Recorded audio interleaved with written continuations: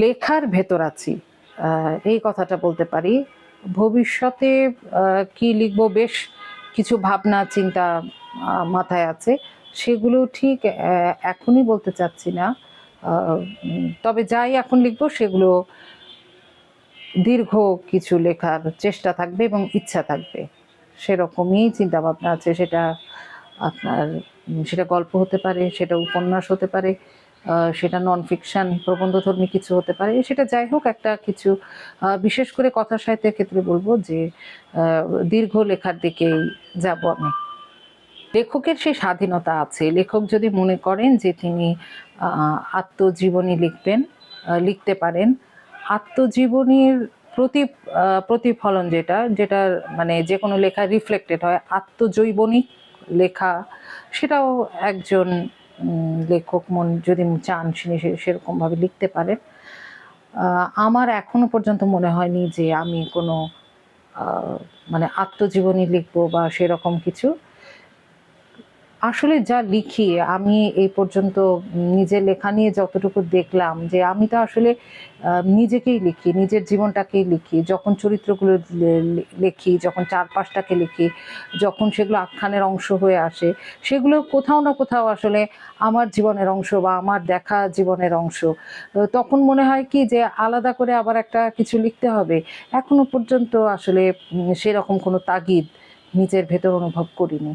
লিখতেও পারি সামনে, আমি জানি না।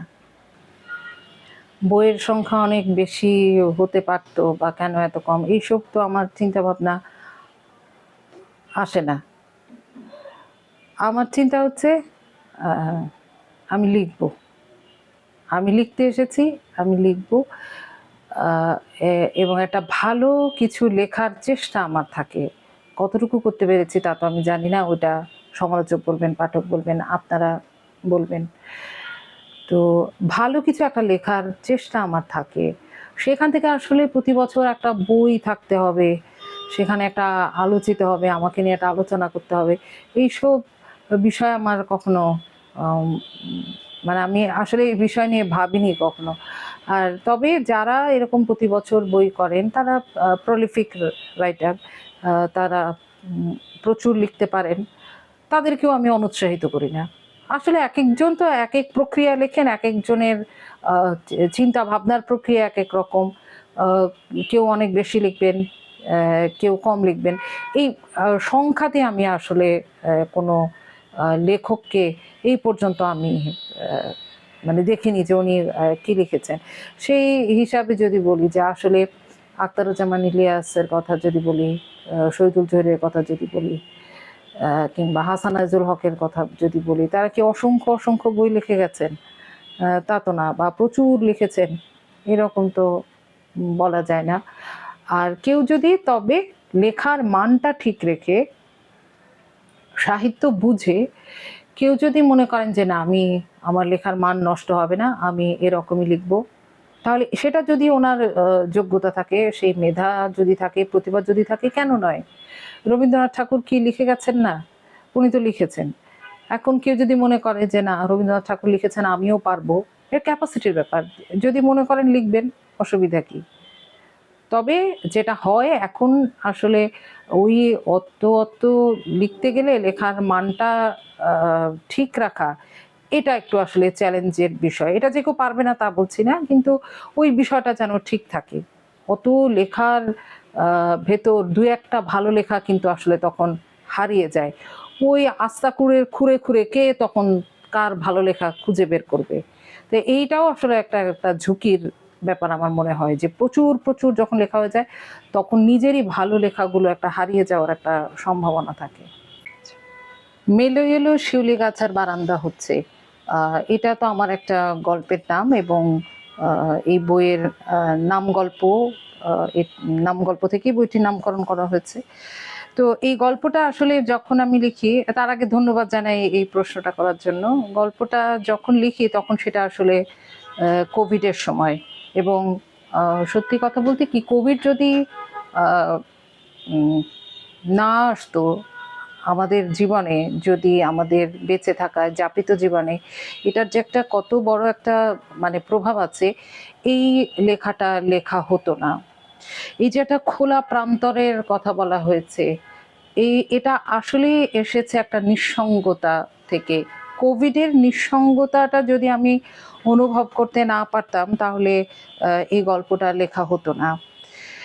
যখন আমি এবং অদ্ভুত ব্যাপার হচ্ছে, এটা কিন্তু কোনো কোভিড কেন্দ্রিক গল্প না, কোভিড নিয়ে গল্প না, কিন্তু ওই সময়ে এই গল্প সহ অন্যান্য কিছু কাজ আমার আছে, কিছু লেখা আছে, সেগুলোর মধ্যে আমি দেখেছি যে এই যে নিঃসঙ্গতাটা কিভাবে এসছে এবং আমার মননে সেটা কিভাবে পরিবর্তনটা এসেছে। একদম একলা একটা মানুষ হয়ে, চারপাশে কোনো যোগাযোগ নেই, কিচ্ছু নেই, একেবারে জনবিচ্ছিন্ন, শুধুমাত্র ভার্চুয়ালি মানুষের সাথে কিছু যোগাযোগ রাখা ছাড়া, চারপাশটা চুপচাপ, রাস্তায় গাড়ি ঘোড়া নেই, কিছু নেই। এই যে একটা ভীষণ রকম নিঃসঙ্গ একটা একাকী একটা সময় আমি পার করলাম, তখন তো আসলে আমার চিন্তা ভাবনার জগতেও অনেক পরিবর্তন হয়েছে।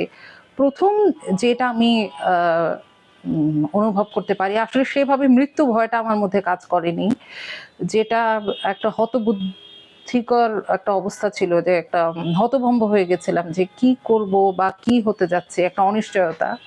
তার সাথে একটা বিষয় আমাকে ভীষণভাবে, একটা চিন্তা আমাকে আলোড়িত করেছে, সেটা হলো একদিন আমি বসে বসে ভাবছিলাম এই বারান্দাটায় বসে, যে এই যে চারপাশে এত গাছপালা, এত কিছু, এত জীববৈচিত্র্য, এই যে প্রাণ প্রাচুর্য প্রকৃতি, এখান থেকে মানুষ চিরতরে মুছে যেতে পারে। প্রকৃতি কত বড়, কত বিশাল এবং কি পরিমাণ ক্ষমতাধর, তার বিশালত্ব এত বেশি, তার ক্ষমতার কাছে আমরা আসলে কি? একটা গাছ মরবে না, একটা ঘাসের কিছু হবে না, একটা পিঁপড়া বেঁচে থাকবে, কিন্তু মানব সভ্যতা বিলীন হয়ে যাবে। এই ক্ষমতা প্রকৃতি রাখে, তার সব কিছু ঠিক মতো থাকবে। প্রকৃতি যদি চায় মানুষ থাকবে না, মানুষ থাকবে না। তাহলে এই যে হাজার বছরের মানুষের যে সভ্যতা, লাখো বছরের, হাজার কোটি বছরের মানুষের যে বিবর্তন, তাহলে এগুলো আসলে কি আমাদের যে ধরনের নেতিবাচক, যে ধরনের মনোবৃত্তি বা যা কিছু আছে, এগুলো ওটা এক ফুয়ে প্রকৃতি মুছে দিতে পারে। তো সবই থাকবে, আমি থাকবো না, আমরা থাকবো না, মানব সভ্যতা থাকবে না। এই যে নিজের অসহায়ত্ব এবং আসলে মহাবিশ্বের সাথে এবং এই জগৎ প্রকৃতির সাথে নিজেকে আমি এমনভাবে আসলে আগে কখনো ভাবিনি। তো এই চিন্তাগুলোই আসলে যে আমার ভেতর যে যে রুদ্ধ প্রাণ যেটা ছিল, সেখান থেকে আসলে একটা বের হয়ে আসার চেষ্টা, এই গল্পের বইতে সেগুলো আছে। এবং মেলো এলো শিউলি গাছ আর বারান্দা হচ্ছে, ওই বারান্দাটা কিন্তু আসলে এক ধরনের, আমি বলবো একটা মেন্টাল স্টেট। কারণ ওই ওই আমি আমার একটা আকাঙ্ক্ষা যে একটা বারান্দা হবে, আমার একটা বারান্দা হবে, একটা খোলা জায়গা থাকবে, সেখানে আমি শ্বাস নিতে পারবো। সেটা শুধুমাত্রই যে বারান্দা তা না, বারান্দা এখানে একটা রূপক অর্থে এসেছে।